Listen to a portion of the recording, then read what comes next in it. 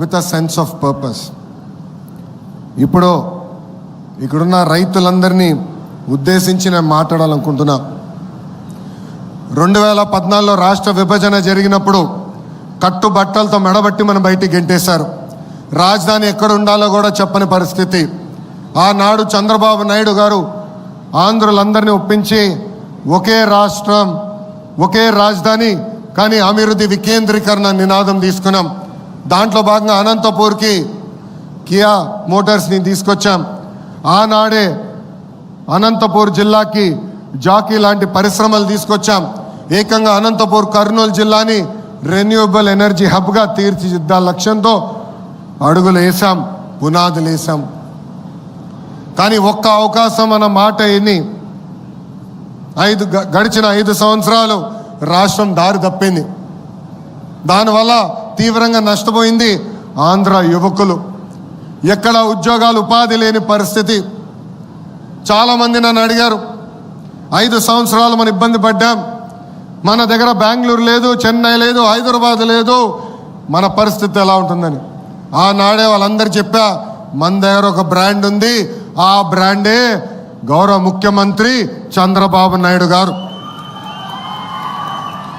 ఈరోజు సిన్హా గారు ఇంత దూరం వచ్చి ఈ ప్రాజెక్ట్ ఆంధ్ర రాష్ట్రంలో పెడుతున్నారంటే దానికి కారణం మన బ్రాండ్ బాబు. ఈరోజు పెద్ద ఎత్తున టీసీఎస్ ఉత్తరాంధ్రలో పెట్టుబడులు పెడుతున్నారంటే దానికి కారణం ఒక బ్రాండ్, అది బాబు గారు. ఇట్లా పెద్ద ఎత్తున పెట్టుబడులు తీసుకొస్తున్నాం. గౌరవ మంత్రి గారు ఇప్పుడే చెప్పినట్లు బాబు సూపర్ 6లో తొలి హామీ 20 లక్షల ఉద్యోగాలు కల్పిస్తామని. దాంట్లో భాగంగా ఈ ప్రాజెక్ట్ మన ప్రాంతాన్ని తీసుకొచ్చాం. వెనుకబడిన రాయలసీమ జిల్లాకి ఈరోజు తీసుకొస్తాం జరుగుతుంది. ఇక్కడున్న రైతులందరినీ నేను మనస్ఫూర్తిగా అభినందిస్తున్నా. ఇక్కడ ప్లాంట్ వస్తుందంటే మీరు ముందుకు వచ్చి భూములు ఇచ్చారు. తద్వారా కనీసం 10,000 మందికి స్థానిక యువకులకి ఉద్యోగాలు ఉపాధి కల్పించే బాధ్యత తెలుగుదేశం పార్టీ తీసుకుంటుంది. గౌరవ ముఖ్యమంత్రి గారు ఒక టార్గెట్ పెడితే మేము అందరం సీరియస్గా తీసుకుంటాం. 78 గిగావాట్లు ఏకంగా ఆంధ్ర రాష్ట్రానికి తీసుకురావాలని చెప్పారు.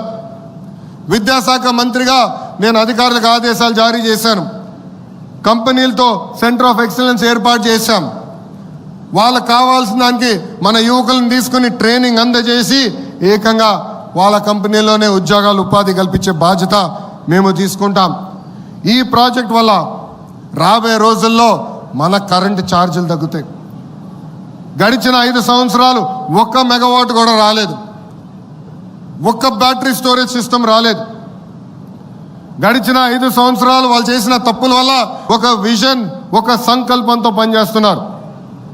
మనం చూసాం, ఉగ్రవాదులు మన భూభాగంలోకి వచ్చి అమాయకులను చంపారు. ఢిల్లీలో ఎంత పనున్నా అమరావతి పనులు తిరిగి ప్రారంభించేదానికి గౌరవ ప్రధానమంత్రి గారు పిలిస్తే ఆంధ్ర రాష్ట్రం, ఆంధ్ర ప్రజలు నన్ను పిలిచారు, నేను తప్పనిసరిగా వస్తున్నానని వచ్చి తిరిగి శంకుస్థాపన చేశారు. ఆనాడే గౌరవ ప్రధానమంత్రి గారు ముందర నేను చెప్పా, ఆంధ్ర ప్రజలు కోరుతున్న అన్ని కోరికలు గౌరవ ప్రధానమంత్రి గారు తీర్చుకుంటూ వస్తున్నారు. దాంట్లో భాగంగానే ఈ ప్రాజెక్ట్ రాయలసీమకు వచ్చింది. త్వరలో కర్నూలు కూడా హైకోర్టు బెంచ్ తీసుకొస్తాం. గౌరవ ప్రధానమంత్రి గారిని కూడా రాయలసీమ గడ్డపైకి తీసుకొస్తామని ఈ సభాముఖ రాయలసీమ ప్రజలు కూడా తెలుపుతున్నాం. గడిచిన 5 సంవత్సరాలు రోడ్లు కాదు, రోడ్ల పైన పడిన గుంతలు కూడా రిపేర్ చేయలేదు. గడిచిన 5 సంవత్సరాలు 1 పెట్టుబడి రాలేదు, 1 ఐటీ కంపెనీ తీసుకురాలేదు. పొద్దున్న లేచిన దగ్గర నుంచి రాత్రి వరకు మేము అన్ని తలుపులు తడుతున్నాం, అన్ని గడపలు తొక్కుతున్నాం. దాంట్లో భాగంగా నేను డావోస్కి వెళ్ళా. సిన్హా గారు గౌరవంగా నన్ను భోజనం పెట్టి పిలిచారు. ఆ భోజనంలో ఆయన ఒకటే చెప్పారు, గడిచిన 5 సంవత్సరాలు ఎన్ని కష్టాలు పడ్డాం, కానీ ఈసారి బాబు గారు తిరిగి వచ్చారు, నువ్వు అడుగుతున్నావు, అందుకే నేను ఆంధ్ర రాష్ట్రంలో పెట్టుబడి పెడతా, ప్రత్యేక రాయలసీమ ప్రాంతంలో పెట్టుబడి పెడతానని చెప్తాం జరిగింది. సిన్హా గారినే కాదు, టాటా సన్స్ చైర్మన్ చంద్ర గారిని కూడా కలిసా. 3 గంటల సేపు ఆయన ఆఫీస్లో నేను కూర్చుని మాట్లాడా. దాంట్లో భాగంగానే టాటా ఎనర్జీ వచ్చింది. టీసీఎస్ వచ్చింది, ఇంకా అనేక పెట్టుబడులు కూడా టాటా లాంటి సంస్థలు పెడుతున్నాయి. ఇవన్నీ మీకు ఎందుకు చెప్తున్నానంటే ఇక్కడ చాలామంది నిరుద్యోగ యువతి యువకులు ఉన్నారు, తల్లిదండ్రులు ఉన్నారు. ఒక లక్ష్యంతో మేము పనిచేస్తున్నాం, ఒక కసితో మేము పనిచేస్తున్నాం. అది 20 లక్షల ఉద్యోగాలు ఆంధ్ర రాష్ట్రానికి తీసుకొచ్చేదానికి.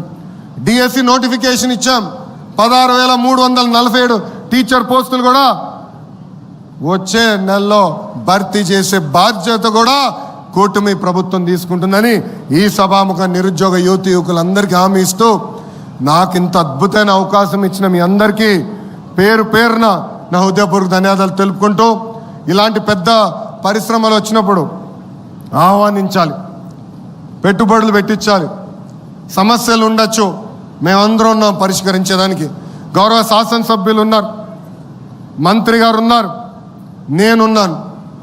మీకు అండగా నిలబడతాం, మీ తరపున మేము మాడతాం.